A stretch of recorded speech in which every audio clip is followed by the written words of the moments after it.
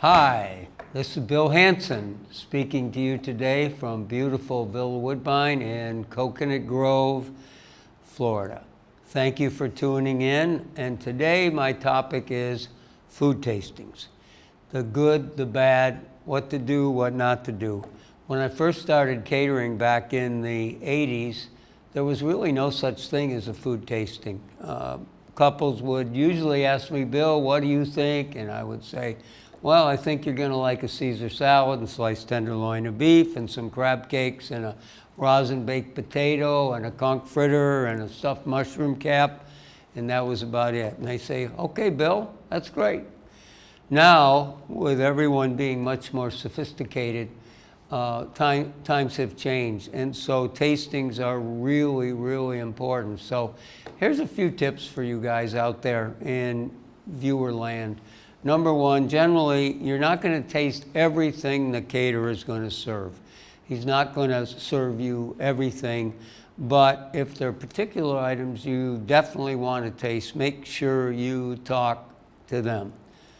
What about paying for a food tasting? Generally, if you've already booked a wedding with a caterer, he or she's not going to charge you for a food tasting. But if you decide to bring the whole family, aunts, uncles, grandparents, to the tasting, then guess what? He's going to charge you some extra to cover the cost.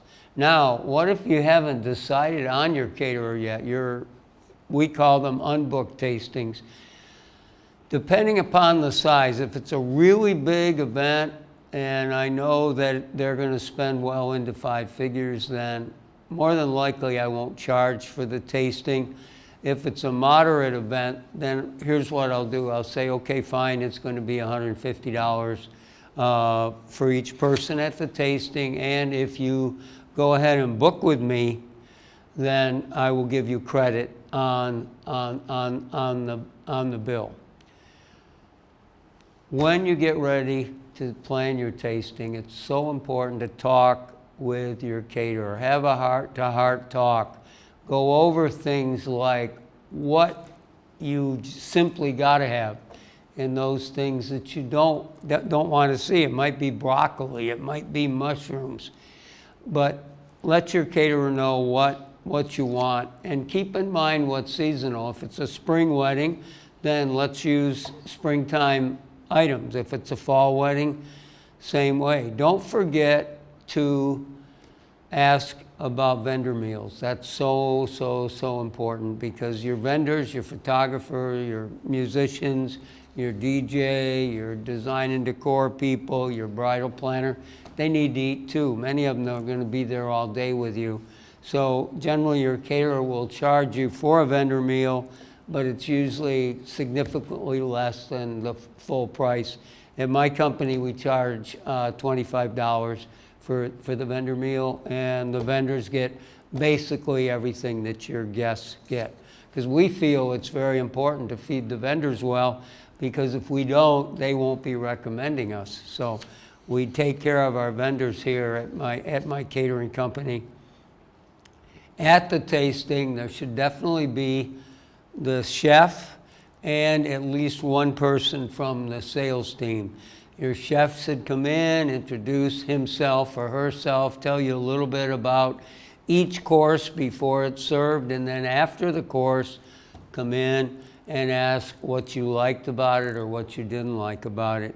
In the meantime, you should bring a notepad so that you can take your own notes, because you're going to be tasting multiple dishes, and it's very easy to have things blend into one another. One time I ate at a restaurant in Chicago called Moto, M-O-T-O, and there were 18 courses. And I had a terrible time trying to remember even what the third course was. And the only way I remembered is I took a picture and I took notes. Another thing is, make sure that your sales consultant is taking notes, because if your sales consultant isn't taking notes, that's a sign to really worry, because that shows that they're really not that interested in what you have to say. So be careful of that. Now, the tasting's over and you're still up in the air. As a caterer, what I want is I want you to be honest with me. Tell me what you liked and what you didn't like. And if there were certain items that you didn't like, or maybe they weren't to your taste, I will be more than happy to offer you a second tasting. And we do that upon occasion. I've done it before. But most importantly, my goal always, and the goal of my team, is that your guests are delighted beyond measure. And if they're happy, you're happy, and I'm happy. Take care, and God bless you. Thank you.